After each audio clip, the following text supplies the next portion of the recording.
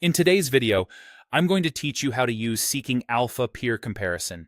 This simple workflow will help you quickly see which companies investors often analyze alongside the stock you're researching, so you can build a more informed view of the market landscape. Start by searching for the ticker you want to compare. In the Seeking Alpha search bar, type the symbol for the company you're researching, something like AAPL if you're looking at Apple, and select the matching result from the suggestions. This takes you to the stock's symbol page. You'll know you're in the right place if you see the company's name, real-time or delayed quote information, a chart, and the usual overview details. Taking a second to confirm the ticker and company name helps ensure you're comparing the right security, especially for firms with multiple share classes or similar names. Once you're on the symbol page, look toward the top navigation and click the Peers tab.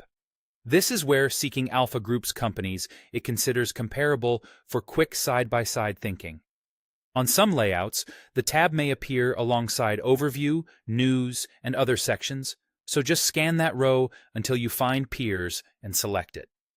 You'll now see a list of similar or related stocks. These peers aren't chosen solely by traditional industry classifications.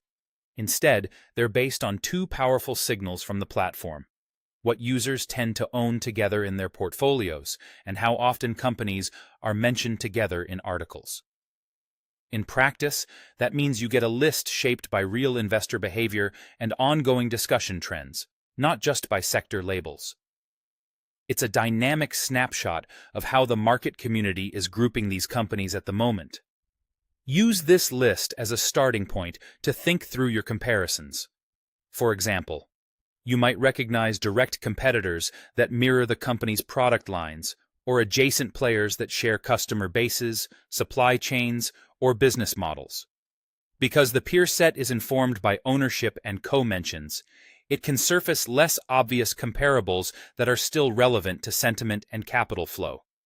Keep in mind, though, that relevance can shift over time as investor focus changes, so it's smart to treat this as a living reference rather than a rigid classification. That's all there is to it. Search the ticker, open the Peers tab on the symbol page, and review the behavior-driven list of related stocks. With those 3 steps, you'll have a fast, practical way to ground your analysis in the market's current conversation.